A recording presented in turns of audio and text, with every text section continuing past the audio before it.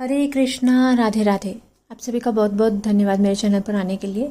आज की वीडियो का विषय है श्रावण मास कथा का 26वां और 27वां अध्याय। अगर आप मेरे चैनल पर नए हैं तो मेरे चैनल को सब्सक्राइब कर लीजिए और साथ ही बेल आइकन को प्रेस कर दीजिए ताकि हर वीडियो की नोटिफिकेशन आपको मिलती रहे। और अगर वीडियो अच्छी लगे तो कृपया वीडियो को लाइक कीजिएगा, शेयर कीजिएगा, कमेंट में ओम नमः शिवाय ज़रूर लिखिएगा। करते हैं शुरू कथा को। बोलिए श्रावण मास की जय, भोले बाबा की जय। 26वां अध्याय। भगवान शंकर जी ने कहा कि हे सनत कुमार, श्रावण मास की अमावस्या के दिन जो करना होता है वह सब मैं तुम्हें बतलाऊंगा। मैंने रमणीय शुभ वृषभ पर आरूढ़ होकर बहुत बार महाबली, पराक्रमी, संसार विध्वंसक, देवतो उच्छेदनकारी दुष्ट दैत्यों के साथ युद्ध किया, लेकिन महाबली और पराक्रमी वृषभ ने कभी भी मेरा साथ नहीं छोड़ा। अंतकासुर युद्ध में दैत्य ने वृषभ के शरीर पर तीव्र आघात किया, जिससे उसकी देह छिन्न भिन्न होने से रुधिर बहने लगा और केवल प्राण मात्र ही बच पाए। इस अवस्था में भी जब मैं दैत्य को मारने चला तो भी उसने मुझे नहीं त्यागा। मैंने उस नंदीश्वर के पराक्रम को देखा और अंधक दैत्य को मार डाला। तब अत्यधिक प्रसन्न हुआ मैं, और मैंने नंदी से कहा कि हे सुव्रत, तेरे काम से मैं बहुत संतुष्ट हूँ। तू मुझसे वर मांग। तेरे व्रण अच्छे हों, निरोगी, बली हो, तुम्हारे पहले से अधिक रूप वीर्य बढ़े। तुम इस समय जो जो वर मांगो वह मैं अवश्य ही तुम्हें दूंगा। नंदी ने कहा कि हे देवादिदेव, हे माहेश्वर, मुझे कुछ नहीं चाहिए। आप मुझ पर प्रसन्न हैं, इससे बढ़कर और क्या वैभव होगा। भगवान, फिर भी मैं संसार के उपकार के लिए याचना करता हूँ। आज श्रावण मास की अमावस्या है। आज के दिन मेरा कामधेनु सदृश जन्म हो। इस अमावस्या को और भी वर दें, जिससे कि इच्छित वरप्रद हूँ। भक्ति द्वारा प्रत्यक्ष गौ तथा बैल का जो पूजन करे, गेरू आदि धातुओं से उनकी देह को विभूषित करे, सिंगों पर सोने चांदी के पत्र मढ़ाकर विभूषित करे, दोनों सिंगों में रेशम के गुच्छे बांधे, चित्र विचित्र नाना रंगों के सुंदर कपड़े से पीठ को ढककर कंठ में सुमधुर शब्द करने वाले घंटे को बांधे, दिन के 8वें हिस्से में गांव में बाहर ले जाएं और शाम को फिर गांव के अंदर ले आएं। जो मनुष्य गोबैलों को खली, बिनोले आदि नैवेद्यों तथा नाना प्रकार के अन्नों को समर्पित करेंगे, उनके यहाँ गो धन की वृद्धि होगी। वह घर जिसमें गो नहीं होती शमशान के तुल्य होता है। वह इसलिए कि पंचामृत और पंचगव्य गोरस के बिना नहीं बनता और गोमय के बिना घर का सम्रार्जन नहीं होता, क्योंकि चींटी आदि जंतुओं का वहाँ उपद्रव रहता है, जहाँ पर कि गोमूत्र का प्रोक्षण नहीं होता। हे देवदेव, हे महेश्वर, गोरस के बिना भोजन का क्या रस है। हे सुरोत्तम, यदि आप मुझ पर प्रसन्न हैं तो इतने वर मुझे दे डालिए। इस तरह नंदी की वाणी सुनकर मैं अत्यधिक प्रसन्न हो गया। मैंने उससे कहा कि हे सुव्रत, तुमने मुझसे जो कुछ भी मांगा है वह सब मैं तुम्हें अवश्य दूंगा। हे नंदिन, और भी सुनो। जो वृषभ आज के दिन किसी काम में ना लगाया गया हो, केवल भूसा खाता हो, पानी पीता हो, उसे पौल कहते हैं, और उसी नाम से आज का दिन पौल कहा जाएगा।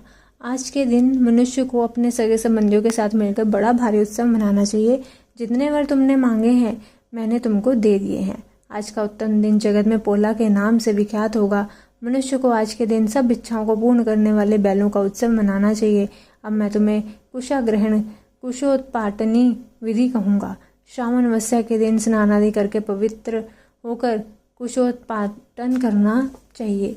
वह कुश बार बार प्रयोग करने से भी शुद्ध रहता है। कुश, काश, भव, दुर्वा, खस, कुंदक, गेहूं, चावल, मूंज, घास, यह दशा कुशा के भेद हैं। ब्रह्मा द्वारा नैसर्गिक उत्पन्न दर्भ मेरे सब पापों को नष्ट करे, स्वस्ति कारण हो। यो मंत्र कह के पूर्व उत्तर के बीच शान कोण में मुख करके ऊम फट, इस मंत्र द्वारा एक ही बार कुशा उखाड़ना चाहिए। जिन कुशों के अग्रभाग हों, सूखे ना हों, ऐसे हरे रंग के कुश देव कार्य और जपादि कार्य में, जड़ रहित कुशा पितृ कार्य में रखने चाहिए। देव कार्य के लिए तथा पितृ कार्य के लिए 7 पत्र के कुश उत्तम कहे गए हैं। मध्य में पत्र ना हो, ऐसे अग्रभाग सहित आदेश प्रमाण कुश पवित्रा में ग्रहण करने योग्य हैं। ब्राह्मण के लिए 4 कुश का पवित्रा, क्षत्रिय के लिए क्रम से एक कुश न्यून कर देना चाहिए, और या सभी के लिए 2 का शोभन युक्त पवित्रा देना चाहिए। मैंने तुमको ये धारण योग्य पवित्रा बतलाया है। उत्पन्नार्थ के लिए वर्णों के लिए 2 पवित्रा होते हैं। 50 का ब्रह्मा और 25 का विष्टर होता है। पवित्रा को आचमन करते समय हाथ में से नहीं निकालें। विकृत अग्नि कारण तथा पाद समर्पित समाप्ति पर पवित्रा त्याग देना चाहिए। दर्भ तुल्य पुण्यदाता अन्य कोई पवित्र पापनाशक नहीं होता। जितने दैव और पितृ कार्य हैं वह सब दर्भाधीन है। अमावस्या के दिन ऐसे दर्भों को स्वीकार करना चाहिए। यह दर्भ कभी बासी नहीं होते हैं। इससे अधिक मैं श्रावण मास अमावस्या का महात्म्य और क्या कहूँ। श्रावण मास में मनुष्य को जो अन्य कार्य करने होते हैं अब मैं तुम्हें बतलाऊंगा। 27वां अध्याय। भगवान शंकर जी ने कहा, हे सनत कुमार, अब मैं श्रावण मास में कर्क तथा सिंह संक्रांति में जो कुछ कार्य होता है वह तुम्हें बतलाऊंगा। कर्क संक्रांति में सिंह की संक्रांति तक सब नदियां रजस्वला हो जाती है। उस काल में उन नदियों में स्नान नहीं करना चाहिए। समुद्र में गिरने वाली नदियों में स्नान करने से कोई दोष नहीं होता।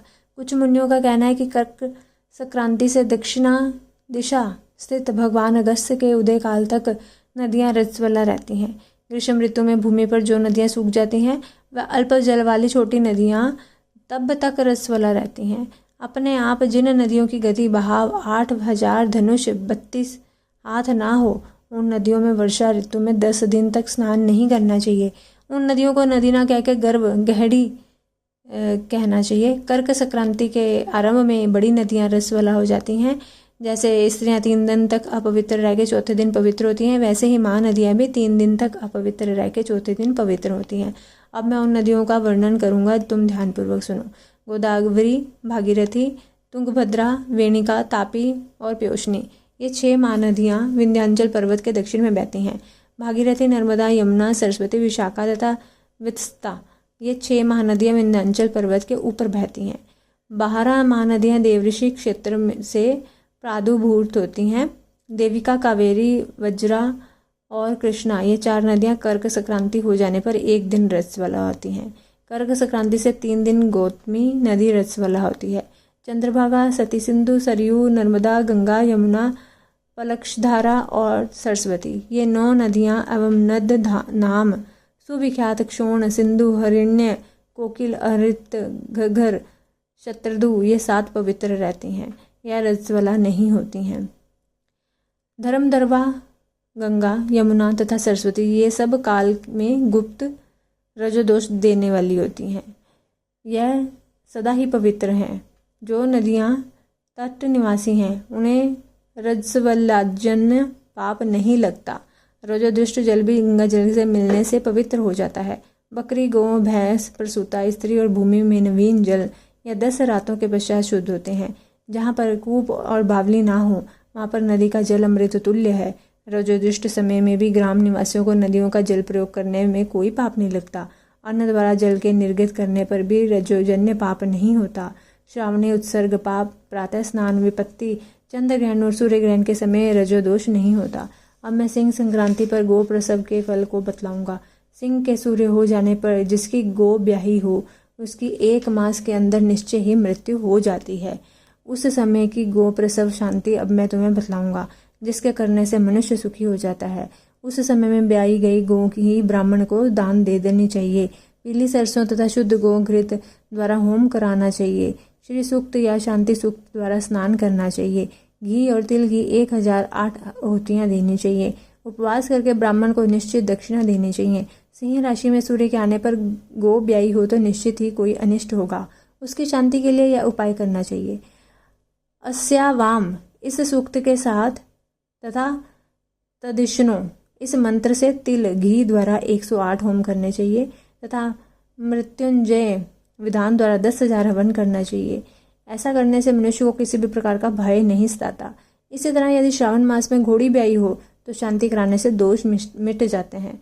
अब मैं श्रावण मास में कर्क या सिंह की संक्रांति होने पर शुभ प्रद दान के संबंध में कहूँगा। कर्क के सूर्य में संक्रांति में घृत धेनु का, सिंह संक्रांति में सोने तथा छाते का दान करना चाहिए। श्रावण मास में वस्त्र दान का करने से बहुत बड़ी फल होता है।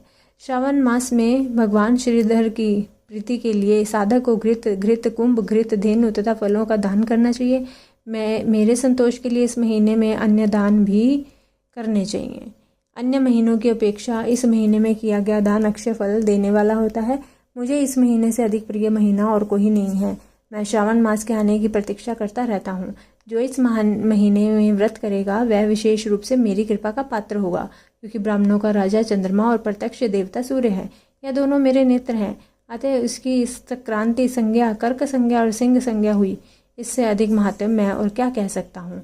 जो मनुष्य इस महीने में प्रातःकाल उठकर स्नान करता है उसे 12 महीनों में स्नान का फल प्राप्त हो जाता है। और जो मनुष्य श्रावण मास में प्रातःकाल उठकर स्नान नहीं करता उसके 12 महीनों में किए गए सभी काम व्यर्थ हो जाते हैं। मनुष्य को यह संकल्प करना चाहिए कि हे महादेव, हे दया सिंधु, मैं श्रावण मास में संयत होकर प्रातःकाल उठ के नहाऊंगा। प्रभु, आप मेरा यह कार्य निर्विघ्न पूरा कर देवें। मनुष्य को चाहिए कि स्नान करे, शिव जी पूजा करे और श्रावण मास का महात्म तथा कथा भक्ति से पूरे महीने तक सुनता रहे। इस तरह साधु को पूरा महीना बिताना चाहिए। अन्यत्र कृष्ण आदि महीना लिखा है, पर सावन महीना शुक्लादि अभीष्ट है। श्रावण मास का महात्म कौन वर्णन कर सकता है। इस सावन महीने के व्रत के प्रताप से 7 प्रकार की जो वंध्याएं कही गई हैं उनको भी पुत्र की प्राप्ति हो जाती है। विद्यार्थी को विद्या, बलार्थी को बल और रोगी को आरोग्य प्राप्त हो जाता है। जो मनुष्य बंधन से बंधा हुआ हो वह बंधन से छूट जाता है। धनार्थी को इस व्रत से धन की प्राप्ति होती है और भारार्थी को स्त्री प्राप्त होती है। ये तात, साधक जो भी इच्छा करता है उसकी वह सब इच्छाएं पूर्ण हो जाती है। अंत में मेरे लोक में आकर समीप रहकर हर्ष प्राप्त करता है। व्यास की पूजा मनुष्य को अच्छे कपड़ों तथा गहनों द्वारा करनी चाहिए। जिसने श्री व्यास देव जी को प्रसन्न कर लिया उसने मानो सब मुझे प्रसन्न कर लिया। जो श्रावण मास का महात्म सुनकर भगवान श्री वेद व्यास का पूजन नहीं करता, यमराज उसके कान काट लेते हैं जिससे कि वे बहरा हो जाता है। अतः मनुष्य को चाहिए कि श्रावण मास में श्री व्यास देव की पूजा अवश्य मेव करे। जो भक्ति सहित इस श्रावण मास के महात्म को पढ़ता है, सुनता है या सुनाता है उसको महान पुण्य की प्राप्ति होती है। बोलिए श्रावण मास की जय, भोले बाबा की जय। मिलती हूँ अपनी अगली वीडियो के साथ। तब तक के लिए सभी को हरे कृष्णा, राधे राधे।